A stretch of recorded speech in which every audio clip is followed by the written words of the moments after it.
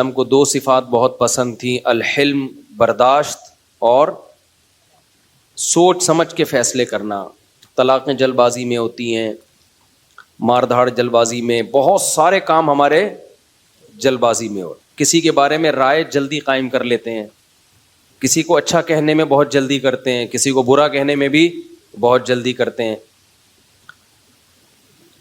تو اسی طرح جو شخص بھی جس کی دل میں کوئی خواہش پیدا ہوئی، اس خواہش کو فوراً پوری کرنے کی کوشش کرنا، یہ بھی کیا ہے؟ جلد بازی۔ آپ سوچ تو لو بھائی، یہ خواہش پوری کرنے سے آپ کو فائدہ ہوگا، نقصان ہوگا، کہیں لت تو نہیں پڑ جائے گی آپ کو؟ نشہ ہے، دل چاہتا ہے، لوگ کر لیتے ہیں بھائی، اس سے تو آپ تباہ و برباد ہوتے چلے جاؤ گے۔ تو جو خواہشات کا غلام ہوتا ہے وہ جلد باز ہوتا ہے، اور جو مستقبل سامنے رکھ کے زندگی گزارتے ہیں ان کی طبیعت میں جلد بازی نہیں ہوتی، ہمیشہ وہ کامیاب ہوتے ہیں۔ تو یہاں بھی اللہ نے کیا فرمایا کہ جلد بازی کی ایک مثال اللہ نے بیان کی ہے، وہ مثال یہ ہے، اذا مسہ الشر جزوعا، جب کوئی مصیبت پہنچتی ہے نا، ہونا یہ چاہیے مصیبت میں انسان کا دل کرتا ہے ہلڑ بازی کا، ہاں ہو چیخو پکار، ادھر ادھر، ڈپریشن ہوتی ہے اس کو۔ تو جو دل کر رہا ہے وہ آپ کرنا شروع کر دو، اس پہ کنٹرول نہ کرو کہ بھئی اس کا کوئی فائدہ ہوگا یا نہیں ہوگا۔ ایسا تو نہیں کہ میرے اس ری ایکشن سے فائدے کے بجائے الٹا اور زیادہ نقصان ہو جائے۔ تو اللہ کہتے ہیں جلد باز آدمی کیا کرتا ہے، وہ یہ نہیں دیکھتا، وہ بس اپنی خواہش کو پوری کرنے میں لگا ہوتا ہے۔ غم پہنچا ہے تو اس غم کو ہلکا کرنے کے لیے جو مرضی اسے کرنا پڑے وہ کر گزرتا ہے۔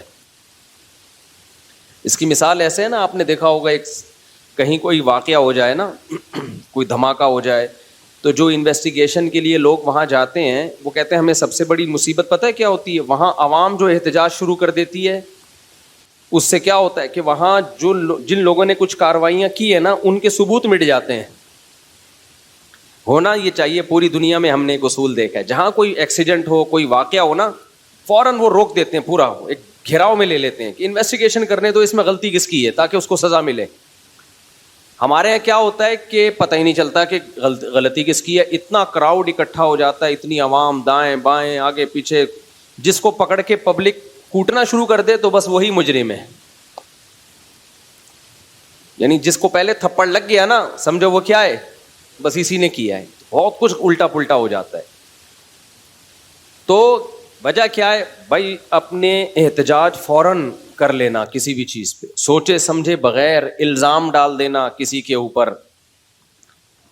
کئی سال پرانی بات ہے، کیس ہمارے سامنے آیا کہ ایک لڑکی کے نمبر پہ کہیں کوئی مس کال آ گئی، یہ گاؤں میں واقعہ ہوا تھا۔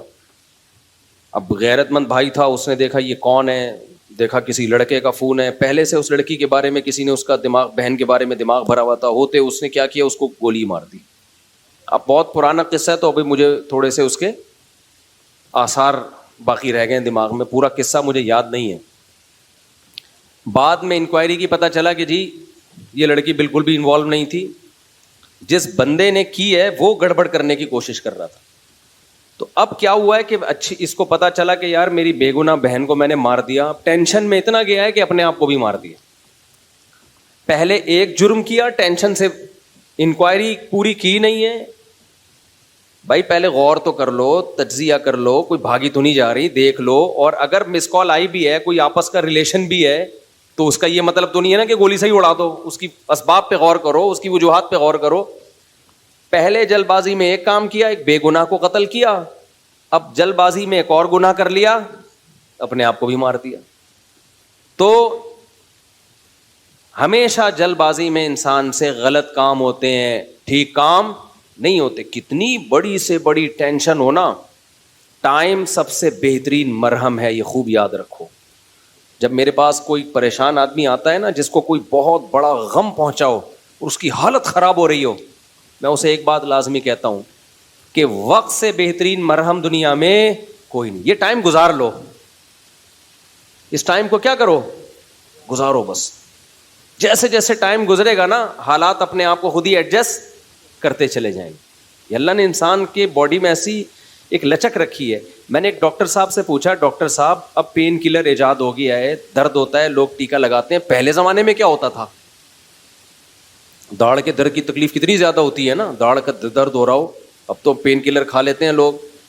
تو کیا کرتے تھے, 2-4 دن کے بعد تو مرنے لگتے ہوں گے. انہوں نے کہا اللہ نے ایسا سسٹم بنایا ہے, پین جب زیادہ عرصہ چلتا ہے نا باڈی, یا تو وہ خود ہی باڈی اس کو کم کر دیتی ہے یا وہ فیل ہونا کم ہو جاتا ہے.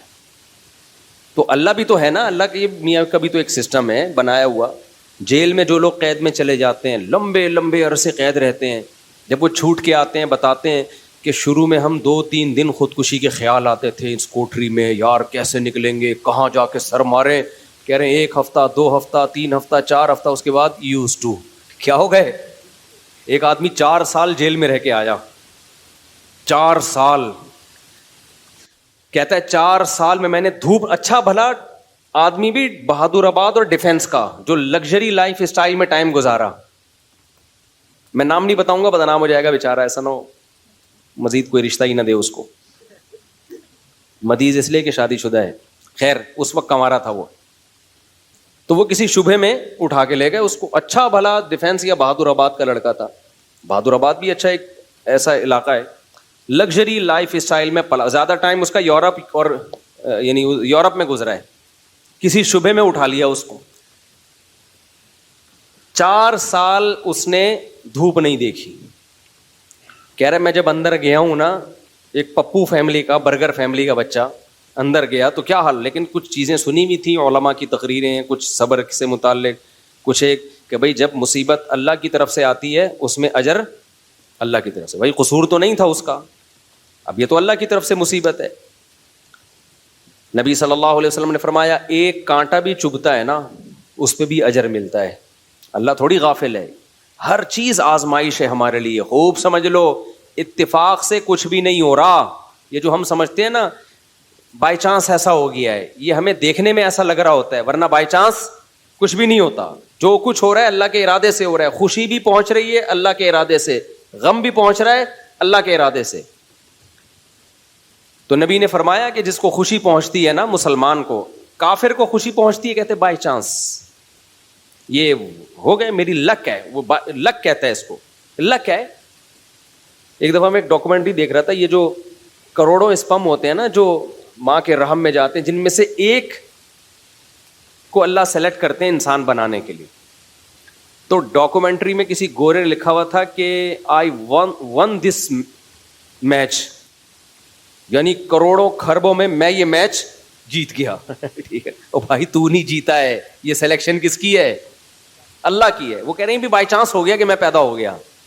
بائی چانس کوئی بھی نہیں ہوتا, سب کس کا ارادے سے ہو رہا ہے؟ اللہ کے. اللہ نے تجھے پیدا کرنے کے لیے کمبخت سلیکٹ کیا ہے, اور اللہ پھر کہہ رہے ہیں نحن خلقناکم, ہم نے تمہیں پیدا کیا, ہمارا احسان ہے, تو اب اس احسان کا بدلہ دو.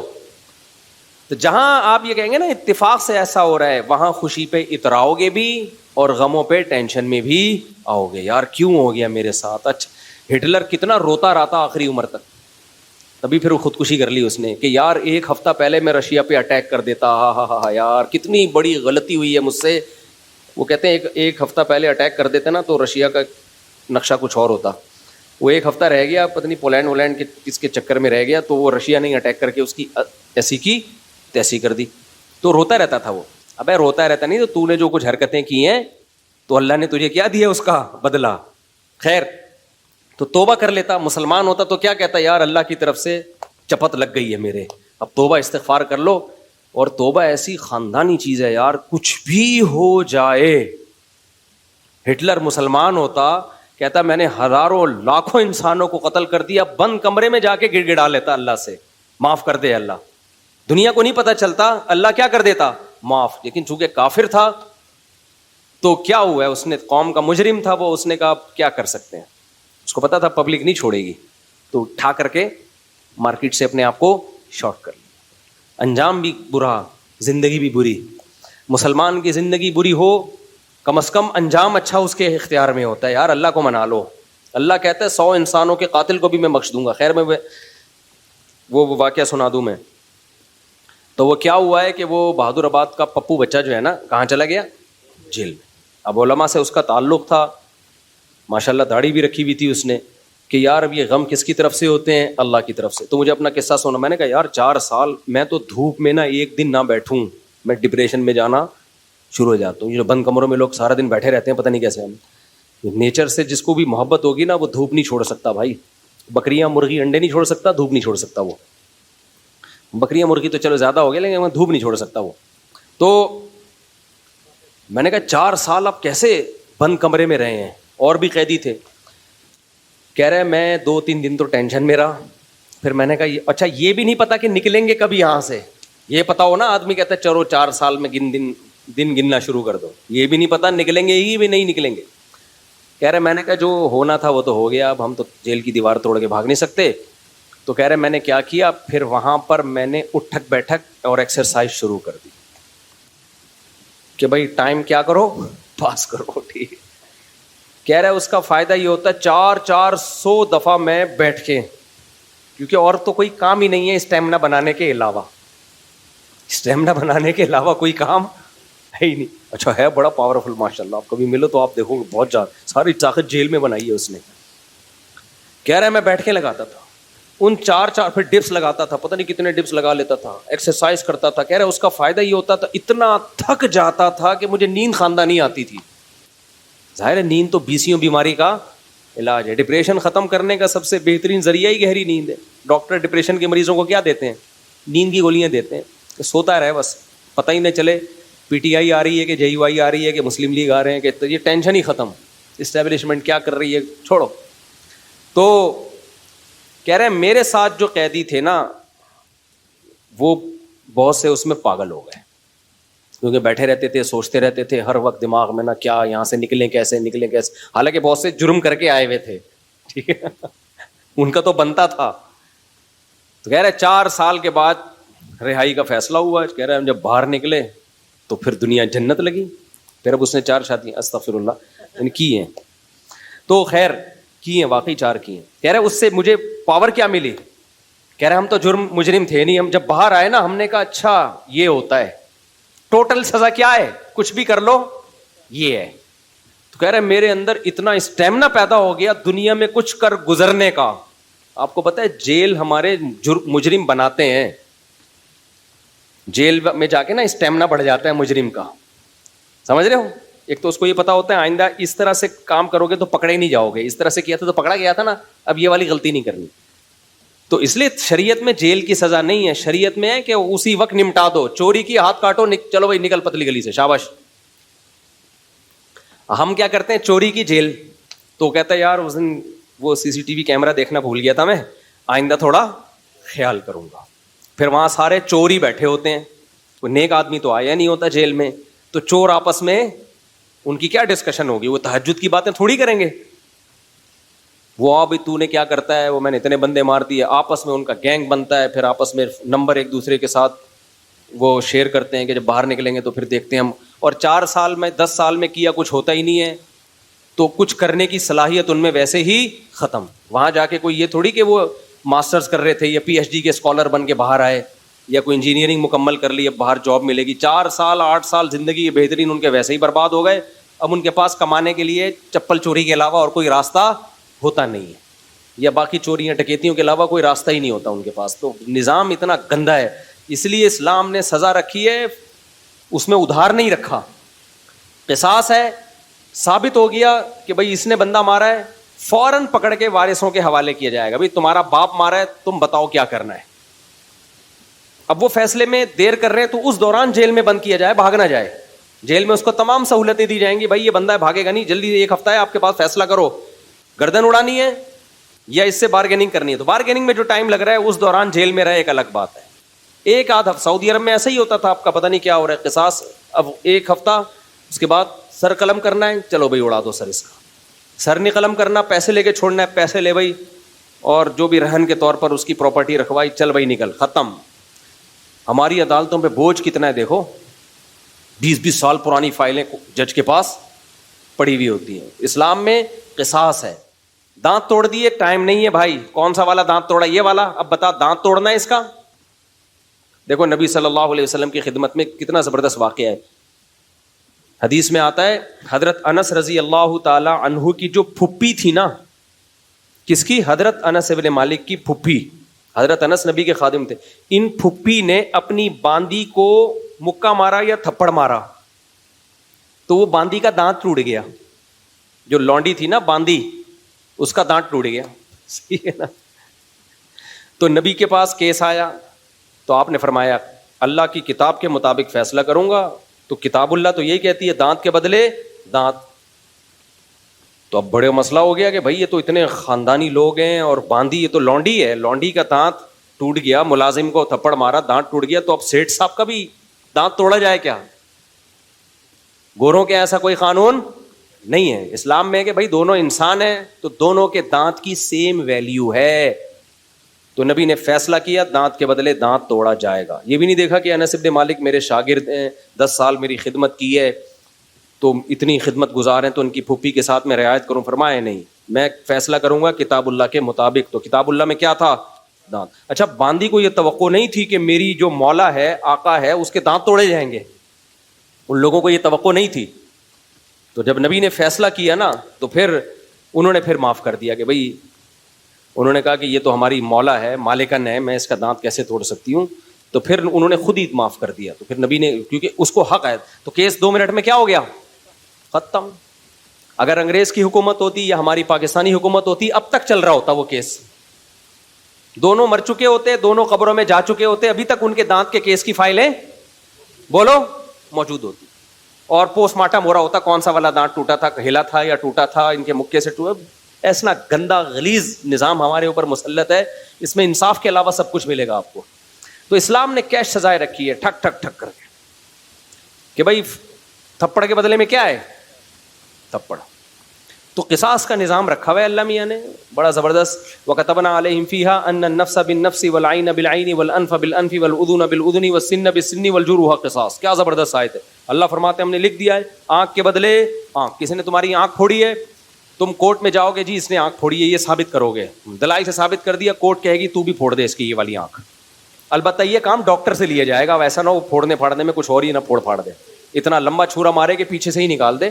تو اس میں ماہرین سے مدد تو لی جائے گی، لیکن یہ ہوگا بھائی آنکھ ضائع کی ہے تو تمہاری بھی آنکھ ضائع کی جائے گی. دانت توڑا ہے، سن بسنی، دانت کے بدلے دانت. سمجھ رہے ہو؟ تو یہ پوری قرآن نے ڈیٹیل بیان کی ہے.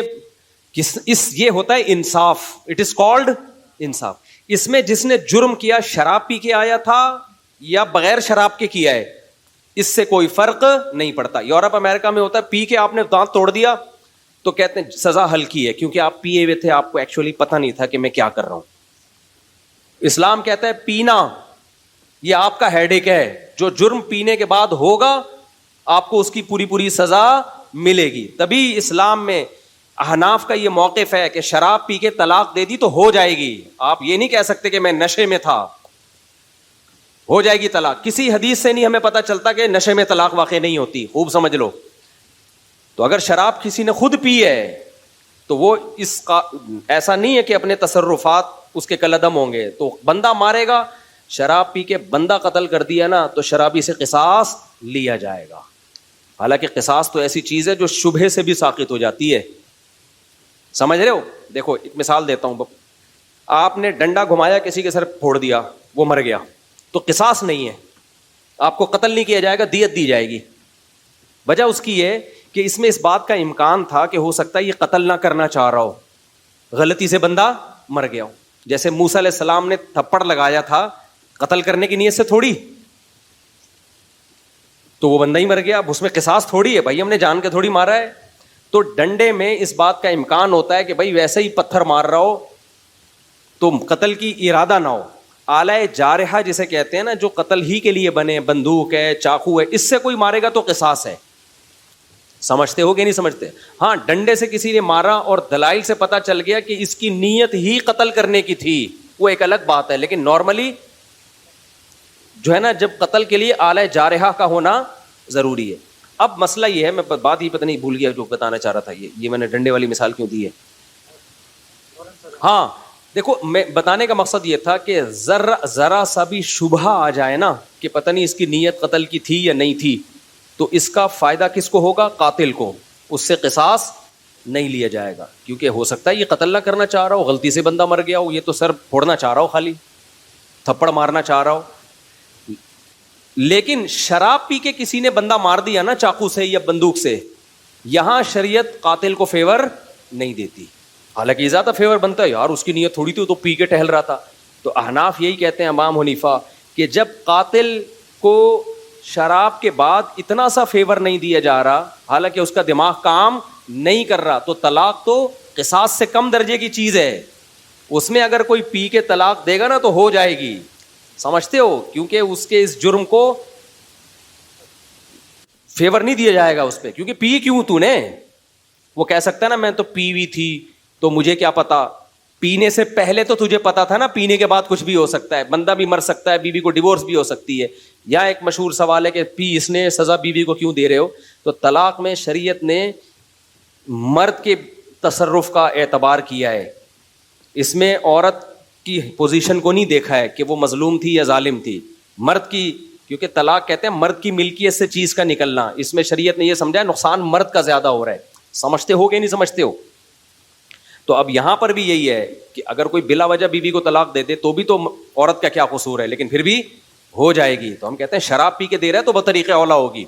تو آج کل بہت زیادہ ہو رہا ہے, اور پھر لوگ فتوے دائیں بائیں سے لے آتے ہیں کہ جی وہ فلاں نے, سعودیہ کے مفتی نے فتویٰ دیا ہے طلاق نہیں ہوئی چونکہ پی ہوئی تھی, فلاں نے فتویٰ دیا. آج کیا ہوا ہے, ایک آدمی نے کھڑے کھڑے بیوی کو 6 طلاقیں دی ہیں, سب نے یہاں کے مدارس نے فتویٰ دیا, طلاقیں ہو گئی ہیں. سعودیہ کے کسی مفتی سے لائیو ویڈیو کال پہ بات کی, اس مفتی نے بولا کہ میں کسی فقہ شقہ کو نہیں مانتا, کوئی طلاق نہیں ہے.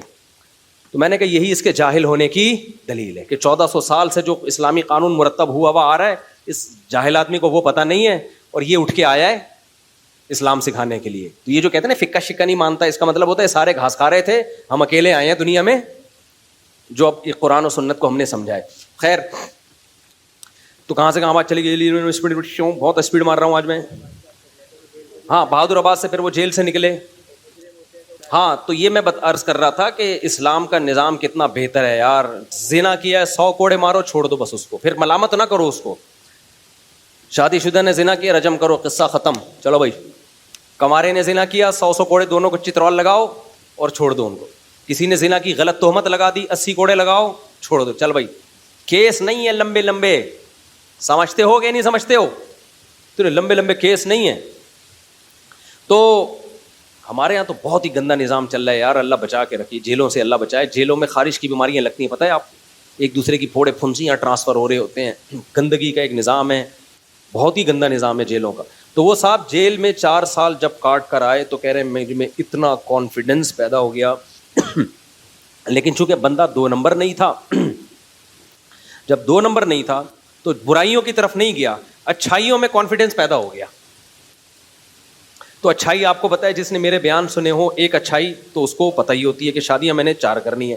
تو کہہ رہا ہے میں جیل سے باہر نکلا نا, بیانات میرے سنے میں تھے, کہتا ہے میں نے سوچا کہ اب کسی کا باپ میرے کو روک کے دکھائے 4 شادیوں سے, کیونکہ اتنی ٹینشن جیل میں, کہہ رہے میں نے اٹھا لی ہے کہ اب ٹینشن میرے لیے مسئلہ نہیں ہے. کیونکہ دوسری میں آدمی ٹینشن کی وجہ سے نہیں کرتا نا, کہہ رہے ٹینشن کی ایسی کی تیسی.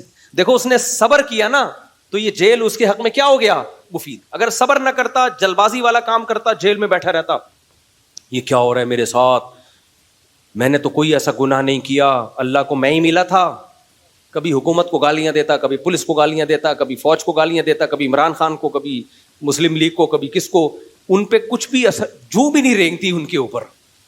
کیا خیال ہے, ان پہ جو بھی نہیں رینگتی, کسی پہ کچھ بھی نہیں ہونا تھا. اور اللہ کو بھی ایسے لوگ اعتراض کرنا شروع کر دیتے ہیں. اس نے یہ بولا بھائی میرے بس میں جو ہے میں وہ کروں گا, جو میرے بس میں نہیں ہے وہ میں نہیں کر سکتا. آج ایک بندہ آیا نا, بہت بیچارہ پریشان تھا, اللہ اس کی پریشانی دور کرے. گھر میں بیوی کا جھگڑا چل رہا تھا, بیوی چلی گئی, فلانا ہو گیا, ڈمکانا ہو گیا, بہت مسائل. میں نے اس کو ایک اصولی بات کی, میں نے کہا جو تمہارے بس میں ہے وہ چھوڑو نہیں, جو تمہارے اختیار میں نہیں ہے اس کی فکر چھوڑ دو. کہہ رہے میں نے ابا کو ہر طرح سے منا لیا, ابا ٹھیک ہی نہیں ہو رہے. تو میں نے کہا ٹھیک کرنے کی فکر چھوڑ دو. کیا خیال ہے بھائی, ابا کو راضی کرنے کی فکر کر رہا ہوں, ابا مجھ سے راضی نہیں ہو رہے. میں نے کہا اپنا ایٹیٹیوڈ ابا کے ساتھ ٹھیک کر لو, توبہ معافی مانگ لو ابا سے, سوری کر لو اگر کوئی غلطی ہوئی ہے, اور ابا کو کے ساتھ معاملہ ٹھیک کر لو, دیکھ لو یہ کس چیز سے خوش ہوتے ہیں, وہ کام. کہہ رہے یہ بھی کر کے دیکھ لیا, پھر بھی خوش نہیں ہو رہے. میں نے کہا پھر ٹینشن لینے کا نہیں ہے, اس سے زیادہ کیا مکلف نہیں ہے بھائی. جو کر سکتے ہو وہ کرو, جو نہیں کر سکتے اس کی ٹینشن مت لو. یہ کیسز بہت آتے ہیں میرے پاس کہ بیوی بھاگ گئی, حقوق بھی بندہ ادا کر رہا ہے, پھر بھی کوئی آشنا مل گیا اس کو, چلی گئی, نہیں آ رہی, بچوں سے نہیں ملنے دے رہی. تو میں ان سے کہتا ہوں بھائی اگر آپ کے حقوق نہیں ادا کر رہے تھے تو بیوی سے معافی مانگو, جا کے سالوں سے معافی مانگو, ان کو بولو بھائی میں حقوق ادا کروں گا, ہر طرح سے ان کو آپ قائل کرو. اور اگر آپ کی غلطی نہیں ہے, بیوی کی غلطی ہے, تو دو ہی ہے, یا تو پیار سے یا بدماشی سے, کوئی تیسرا راستہ ہے؟ میں نے کہا پیار کا طریقہ یہ, جاؤ محبت سے سمجھاؤ, اگرچہ آپ کی غلطی نہیں ہے اس کی غلطی ہے, پھر بھی بعض دفعہ انسان جھک جاتا ہے کہ چلو یار گھر بسانے کے لیے کمپرومائز کرو. تو پھر جب وہ کہتے ہیں نا میں نے ہر طرح سے 1 سال ہو گیا محبت سے سمجھا کے دیکھ لیا, پھر میں کہتا ہوں اب ایک راستہ ہے بدماشی کا. کون سا راستہ ہے؟ بدماشی. تو جاؤ بدماشی کر سکتے ہو, بیوی اٹھا کے لے آؤ, سمجھ رہے ہو, جاؤ سسرال پہ بولو ایسی کی تیسی نکالو میری بیوی ہے, کہہ رہے یہ نہیں کر سکتا. میں نے کہا پھر چھوڑ دو, لعنت بھیجو. پھر بدماشی کے لیے پاور بھی تو ہونا, ایسا نہ ہو بدماشی کے لیے گئے اور 4 سالے لمبے نکل کے آئے, انہوں نے تمہارے ہاتھ پاؤں توڑ کے شاپر میں ڈال کے بھیج دی کہ جا گھٹنا جڑوا جا کے اب تو اپنا. تو میں نے کہا بدماشی کی طاقت ہے. اچھا مجھے آواز سے بھی پتا چل جاتا ہے کہ اس میں بدماشی کی طاقت ہے یا نہیں ہے. بندہ بات کر رہا ہوتا ہے نا, مجھے اندازہ ہو جاتا ہے کہ اس آواز بھی بدماشوں والی ہونی چاہیے. ایسا نہ ہو کہ آپ چیخے تو کھانسی آ گئی آپ کو, سسرال جا کے چیخ رہا نکال, پھر کھانس رہا ہے, اس سے پھر وہ فائدہ نہیں ہوتا اور ہو جاتے ہیں. اور پھر جب بدماشی کی ہے نا اس پہ قائم رہو, پھر یہ نہیں ہوتا. میں نے ایک ہمارے پٹھان دوست کا واقعہ سنایا تھا نا, بلا وجہ اس کی بیوی کو ان کی اماں ساس گھر میں بٹھا لیتی تھی. پرانا واقعہ, ہمارے پٹھان بھی ہیں ماشاءاللہ لمبے تڑنگے بہت. بلا وجہ میرے پاس بھی کیس آتا. ایک دن وہ گئے جا کے گھر میں گھسے, بولا ساس سے بولا دے میری بیوی کو, کیوں آگے بیٹھی ہوئی ہے یہاں پہ, حقوق ادا کر رہے تھے وہ. ایسے ہی جا کے بدماشی کی ہے نا, وہ بےچارے کانپنے لگے. انہوں نے بولا لے جا بھائی یہاں ایسا نہ ہو کوئی بندہ نہ کچھ مر جائے یہاں پہ. حالانکہ اس نے کوئی قتل کی دھمکی نہیں دی. تو لے آئے, ماشاءاللہ 4-5 سال ہو گئے, ہنسی خوشی زندگی گزر رہی ہے. تو بعض مسئلے حل کس سے ہوتے ہیں؟ بدماشی سے حل ہوتے ہیں, جو صحیح طریقے سے حقوق نہیں ادا کر رہے. اسی طرح داماد بھی بدماشی سے بعض دفعہ قابو میں آتا ہے. صرف یہ بیوی کا معاملہ نہیں ہے, داماد صحیح طرح حقوق ادا نہیں کر رہا ہوتا, تو وہاں بھی میں کہتا ہوں یار یا تو بدماشی کرو, محبت سے پہلے سمجھاؤ, نہیں آ رہا بدماشی سے نہیں ہو رہا, تو پھر تمہارے پاس ایک ہی راستہ ہے, بلیدگی لو اس سے, سمجھتے ہو, یا پھر کمپرومائز کرو, اسی طرح ظلم سہتے رہو بیٹھ کے. تو مشہور ہے کہ گھی اگر سیدھی انگلی سے نہ نکلے تو کیسے نکالنا پڑتا ہے؟ ٹیڑھی انگلی سے نکالنا پڑتا ہے, سمجھتے ہو. تو اس کے بڑے بڑے بین الاقوامی سطح پہ بھی یہی اصول ہے, ٹھیک ہے نا, بین الاقوامی ملکوں کی جنگوں میں بھی یہی اصول ہے کہ ہر جگہ محبت نہیں چلتی ہے, ہر جگہ آپ میں اگر طاقت ہے تو پھر آپ کو بدماشی دکھانی پڑتی ہے. تو وہاں بھی میں لوگوں سے یہ کہتا ہوں بھائی گھریلو جھگڑا چل رہا ہے, جو آپ کے اختیار میں ہے وہ کرو, جب نہیں ہو پا رہا نا اس کا مطلب آپ معاملہ آپ کے اختیار سے باہر ہے. پھر یہ مت دیکھو کون صحیح ہے کون غلط ہے, اس بحث میں پڑھنے کا فائدہ کیا ہے؟ لوگ آ کے مجھے کہہ رہے تھے میری بیوی غلط ہے, میں کہتا ہوں یار غلط ہے صحیح ہے, تو کر کیا سکتا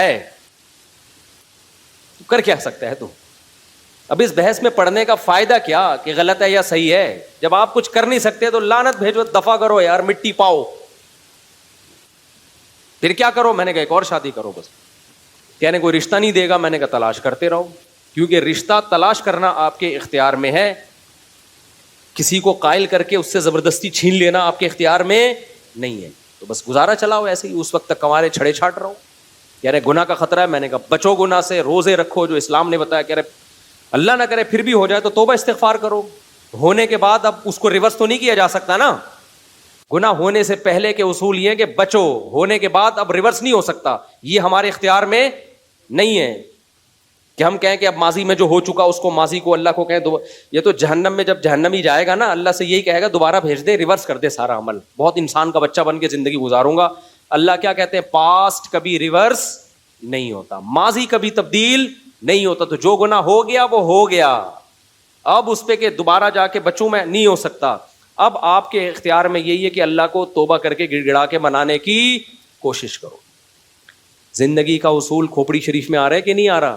جو اپنے اختیار میں، مولانا شرف علی تھانوی رحمۃ اللہ علیہ بات بہت زیادہ تاکید سے کہتے تھے، جو چیز آپ کے اختیار میں ہے اسے چھوڑو نہیں، اور جس چیز کے آپ کا اس پر اختیار نہیں ہے اس کے پیچھے مت پڑو۔ اب رو رہے ہوتے ہیں اپنی بیوی کی خاطر، بڑے اچھے لوگ ہوتے ہیں جو رو رہے ہوتے ہیں، کو یاد آ رہی ہے، میں کہتا ہوں بھائی دیکھو آپ کو اس سے محبت ہے، اس کو نہیں ہے، تو کیا کرو گے؟ نہیں، یا تو بدماشی یا محبت، دونوں ہی نہیں ہے تو رونے کا حل ہے میرے پاس۔ کہتے ہیں میرا دل جل رہا ہے، رونے کا حل ہے۔ رونے کا حل یہ ہے کہ اس کو یاد کرنا چھوڑ دو، کہیں اور شادی کر کے دل ادھر لگاؤ، آہستہ آہستہ یہ دل کیا ہو جائے گا، یوں سمجھو مر گئی۔ مرنے کے بعد بھی تسلی آ جاتی ہے نا کچھ وقت کے بعد، یہ قبر میں جا کے لیٹ جاتا ہے آدمی، مٹی ڈال کے آتے ہیں، بھول بھلیا ہو جاتا ہے کچھ وقت، بڑے سے بڑی محبت ختم ہو جاتی ہے، تو یہ بھی کہ ختم ہو جائے گی، لیکن کمبخت علاج کرنا چاہتے ہی نہیں ہے نا، بار بار اس کو معشوقہ کو یاد کر کے یار کر کے ٹینشن لے گا تو یہ ٹینشن تیری بنائی بھی ٹینشن ہے، تو اس کا نام لینا چھوڑ دو، نمبر بلاک کر دو، تذکرہ چھوڑ دو، اس گلی میں جانا چھوڑ دو جہاں سے سیٹنگ شروع ہوئی تھی، ساری یادیں چھوڑ دو اور اپنے آپ کو بزی کر لو کہیں اور۔ آہستہ آہستہ دماغ کیا ہو جائے گا، خالی۔ 1 سال لگے گا، 1.5 سال لگے گا، 2 سال لگے گا، اور اگر اس کی محبت ختم نہ بھی ہوئی نا تو یہ جو جذبات ہیں یہ ختم ہو جائیں گے، تھوڑی سی رہ جائے گی، وہ نقصان نہیں دیتی، وہ غیر اختیاری ہے۔ سمجھتے ہو کہ نہیں سمجھتے ہو؟ تو بھائی زندگی گزارنے کا اصول یہ ہے کہ جو چیز اپنے اختیار میں ہے اسے چھوڑو نہیں، جو اختیار میں نہیں ہے اس کے پیچھے مت پڑو، اور یہ سوچ کے کہ غلط ہو رہا ہے، جتنا بھی ہو رہا ہے ہم اس کو ٹھیک نہیں کر سکتے۔ دیکھو ہر تھوڑے دن میں پیٹرول مہنگا ہوتا ہے کہ نہیں ہوتا؟ صحیح ہوتا ہے یہ یا غلط ہوتا ہے؟ کس قدر غلط ہوا ہے نا۔ اب میں ٹینشن لوں یار اتنے کی گاڑی نہیں ہے جتنے قسطیں نہیں جا رہی گاڑی کی جتنے کا ڈیزل جا رہا ہے، تو کیا میرے اس ٹینشن سے فائدہ ہوگا؟ بار بار بیٹھا ہوں میں یہ ہر وقت یہی تذکرے لے کے، ڈیزل مہنگا ہو گیا، پیٹرول مہنگا ہو گیا، ڈیزل مہنگا ہو گیا، پیٹرول مہنگا ہو گیا، ٹماٹر مہنگا ہو گیا، خربوزہ مہنگا ہو گیا، تربوز مہنگا ہو گیا، یہ مہنگا ہو گیا۔ اس سے خدا کی قسم گورنمنٹ پر، ہماری ڈھیٹ قسم کی گورنمنٹ پر تو سوال ہی پیدا نہیں ہوتا کوئی اثر پڑے۔ یہاں کراچی میں اتنا قتل ہو رہا ہے انسانوں کا، اس سے جب حکومت پہ فرق نہیں پڑ رہا تو ٹماٹر مہنگے ہونے سے کیا فرق پڑے گا؟ آئے دن لاشیں پڑی ہوئی ہیں نا کراچی میں۔ پرسوں کسی سفید ریش، چند دن پہلے سفید ریش بزرگ کو ڈاکوؤں نے مار دیا۔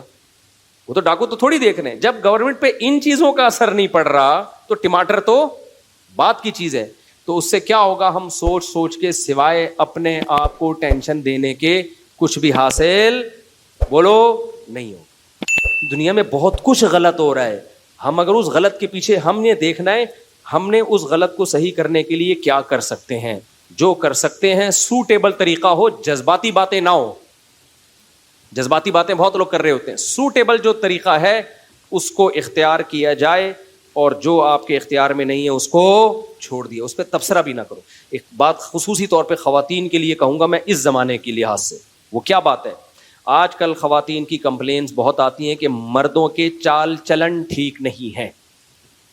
مردوں کے چال چلن، بولو شاید آپ میں سے، آپ کے تو سب کے ٹھیک ہیں لیکن اگر کسی کے نہیں ہوں گے تو اس کو احساس ہوگا نا، مردوں کے چال چلن ٹھیک۔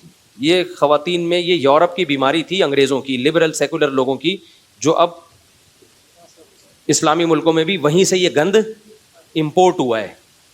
گند وہاں تو بہت تھا تو یہ گند یہاں آ رہا ہے، اور ہمارا سیکولر لبرل طبقہ ان کے گند کو گند ماننے کے لیے تیار ہی نہیں ہے۔ میں نے ولاگ میں بتایا نا یورپ کی کچھ مغربی ملکوں کی کچھ اچھی چیزیں کچھ بری چیزیں، تو میں نے بری چیزیں بتائی نا تو نیچے لوگوں نے لکھا تھا مبالغہ آ رہی ہے، ایسا نہیں ہے، وہاں بہت سکون کی زندگی ہے، سکون کی ہے تو کتوں سے کیوں دل بہلا رہے ہو؟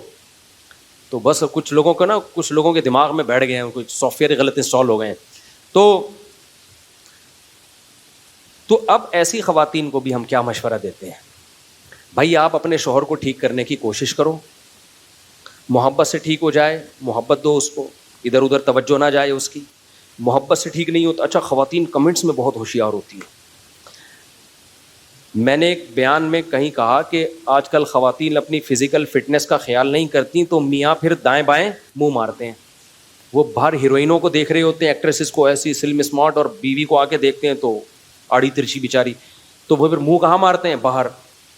نیچے بہت ساری خواتین کے کہ اور میاں اگر خود آڑا ترشا ہو. مجھے بڑی ہنسی ہے, اس کو بھی تو چاہیے نا. تو میں نے کہا یار بات بالکل صحیح ہے, جب اس کو آپ کہہ رہے ہو کہ وہ خیال رکھے تو آدمی کو بھی تو چاہیے نا, وہ بھی تو ہیروز دیکھ رہی ہے باہر جا کے.